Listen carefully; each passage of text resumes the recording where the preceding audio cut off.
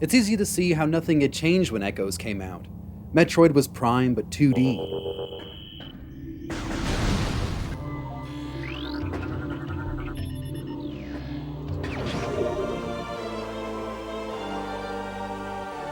The fundamentals of the games had budged inches. I'd played Prime first, and so when I picked up an upgrade to bypass an obstacle, it turned into an event I had become so familiar with in Prime that seeing it on a game made 16 years prior instilled me with shock and inquisitive sadness. Nothing had changed. Metroid was predicated on the idea that in order to progress, a power-up was needed. Levels were never finished. Instead, areas were explored for resources. This lack of distinction between the games made me sad because it felt restrained and crippling to the progression of game creativity. The fundamentals had not changed. The sound effects even hammered how unbudgeable the designers were of delineating from the core experience poignantly crafted in Metroid.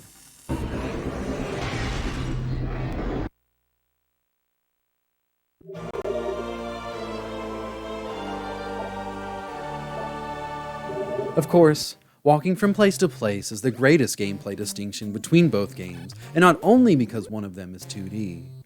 Their skeletal structures were identical, and yet Metroid is the one I always return to. Both Echoes and Metroid have different pacing. Metroid's first power-up appears about 3 seconds after the game starts, and the next one happens for most players within about 3 or 5 minutes.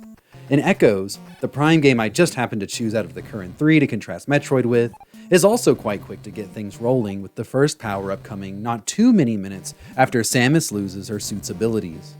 Metroid can be finished in under 2 hours, Echoes give or take 17.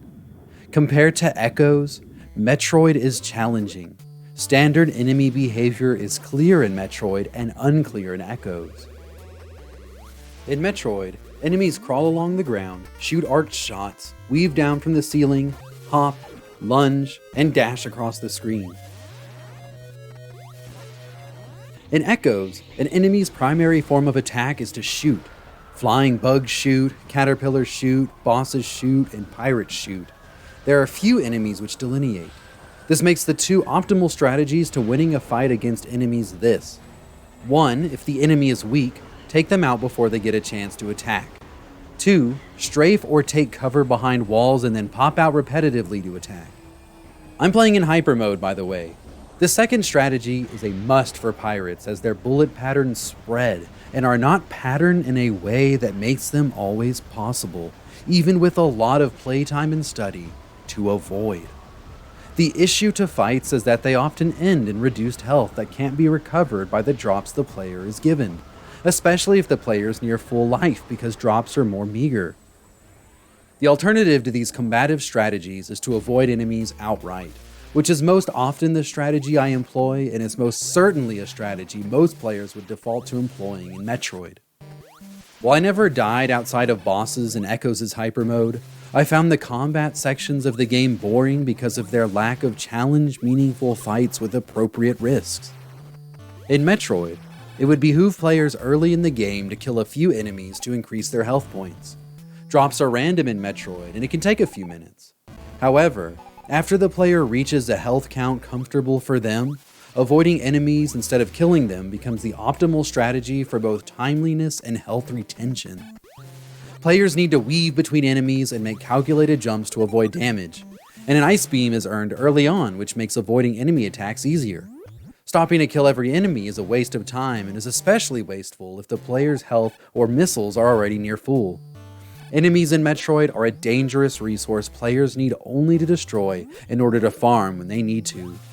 In Echoes, some attacks cannot be avoided, and while it would take some good RNG to make doing a no damage run in Metroid a possibility, except for when you go to that one room after you fight Ridley, it is outright impossible in Echoes. Like in Metroid, it is far better to flee from enemies instead of fighting them in order to retain health.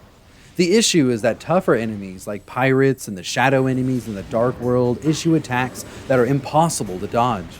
Sticking around to fight them often results in less health by the end of the battle, and when it does not result in less health, it results in a mundane fight where I feel employing cheap strategies are the only way to ensure a lack of damage. It is best to go into scripted fights with a lot of health farmed from the precious resources which are the smaller, weaker enemies throughout the game. Meaning that when the game feels like you're not unfairly being hit, you're farming for health in preparation for the next scripted fight where damage is not avoidable. Drops and echoes are not random. If your health is full, you'll only get missiles. If you're at full missile capacity, you'll only get health. Problematically, if you have a lot of health, you will never be given large health drops like you would if you had little health. Which brings me to an issue with the bosses. Echoes' bosses almost always have ways to earn health during the fight.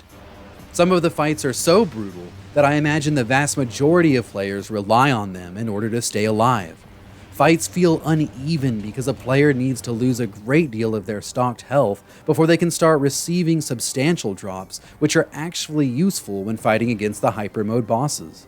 I had to play every boss at least twice in order to familiarize myself with their attack patterns so that I could figure out not how to hurt the boss or reduce damage, but how best to farm for health during their fight. Bosses were always bloated and repetitive, taking way too many shots anyway. In Metroid, for the larger majority of the game, every enemy, aside from the bosses and Metroids, is defeated in one shot. That is, after the icebeam is discovered in the first area. With one shot, an enemy is made incapable of hurting the player. Since players need only to destroy enemies for farming purposes, and because health is refilled to the max at discovering health tanks, enemies don't often have to be destroyed, and once the screw attack is discovered, shooting enemies becomes by far the least practical way to farm. The screw attack carries the one-shot philosophy and makes farming far more timely. It works so well, it might be easy to say it renders enemies effectively harmless. It does not, however. Strategic enemy placement throughout the world, along with the combination of gaps, makes navigating the world with the screw attack as equally thought-provoking as it is with just the icebeam. It's hard not to understate what a fundamental change it is in Metroid to go from the regular shot, to the icebeam, to the screw attack. It adds a variety to the gameplay that outclasses Echoes, and arguably perhaps every other Metroid game which followed it. Straight talk, boys and girls. Here's how it is. At first, enemies take several cautious shots to kill. Players have to be so cautious that I believe that for a lot of them, the first 20 minutes of the game might just be the hardest part of Metroid. When players find the icebeam, located in the first area of the game by the way, enemies become one-shot affairs, and players need only to focus on hitting an enemy once. The depth of the icebeam is vast. Players would be smart to time their shots against enemies in order to give themselves an extra platform, but should simultaneously be careful enough to ensure a frozen enemy does not impede their path.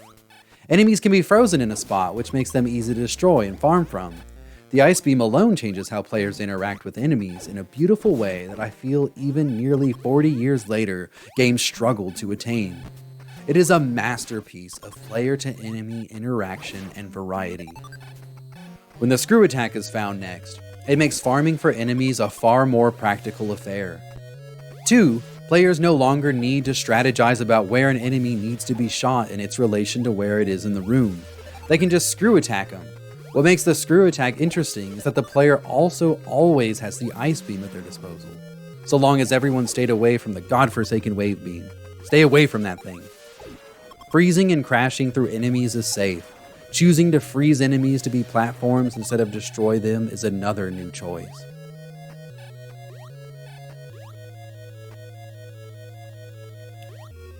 All these choices pertaining to enemy interaction make Metroid, from the get-go to the end, an engaging experience. There is no downtime for me in Metroid, one of the few games I know of with such a virtue. In Echoes, enemies can either be destroyed or avoided. Fighting enemies feels at times clunky because I often find enemies are not placed in rooms suited to their attack patterns, making destroying them unscathed very unlikely. There are enemies in Echoes which are invulnerable for a time, which is a feature that, in this game in particular, irks me. The game is already slow-paced. These enemies can turn a room into a bog if you want to destroy them in order to better explore the space. Most importantly, there are no fundamental changes to how players interact with enemies from the beginning to the end like there is in Metroid. Not that there isn't anything wrong with that, but it does go to show how risky and creative the original Metroid is. Despite there being far more weapons in Echoes, which does add some variety to fights as it pertains to resource management, I still end up feeling like it isn't enough. I'm still shooting at enemies, and some shots will do a little damage while some shots do a lot and use up easily found resources. Echoes is not a bad game, just one of a different spirit but of the same fundamentals as Metroid. Scanning in Echoes is something so necessary to the game that personally without it I might find Echoes a subpar experience. I like learning about the world through scanning it.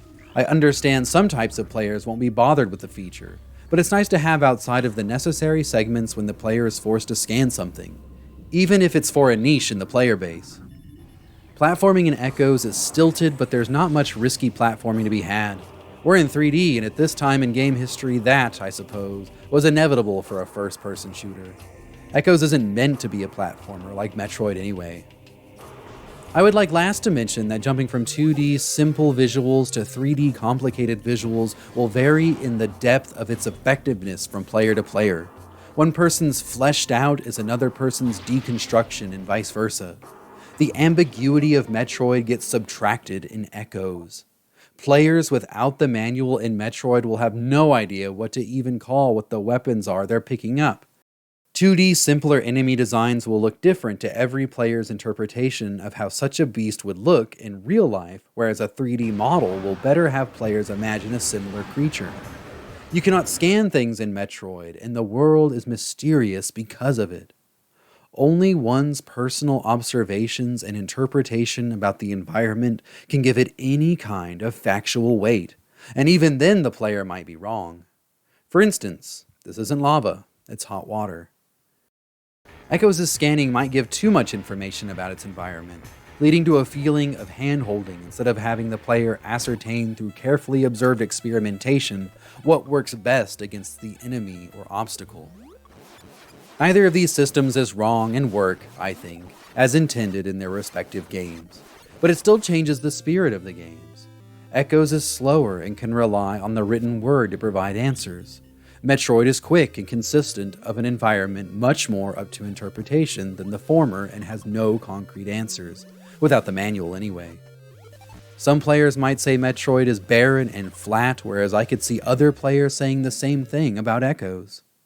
There is to say too, and this is the kind of player and person I am, that I see game visuals exactly for how they are.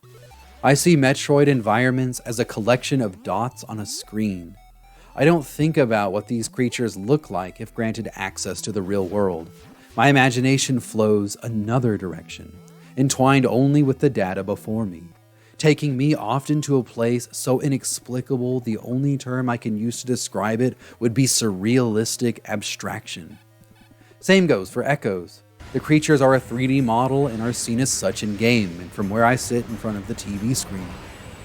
I don't know why I see things this way, and as the one in charge of my own experience, I don't think I could explain it. All I know is that the more you look, the more you see. I'm against games staying the same forever, and so I wonder why we are still stuck on a grab this power up to progress mentality. How has nothing better not come along? What is this seemingly everlasting design choice? How long will it be here? And what would Metroid be without it? These questions deeply perplex me, and I hope someday to see the information they are pointed towards unfold from the impenetrable darkness surrounding them. Maybe it would be nice to see something its spirit could transcend, but its fundamentals could not.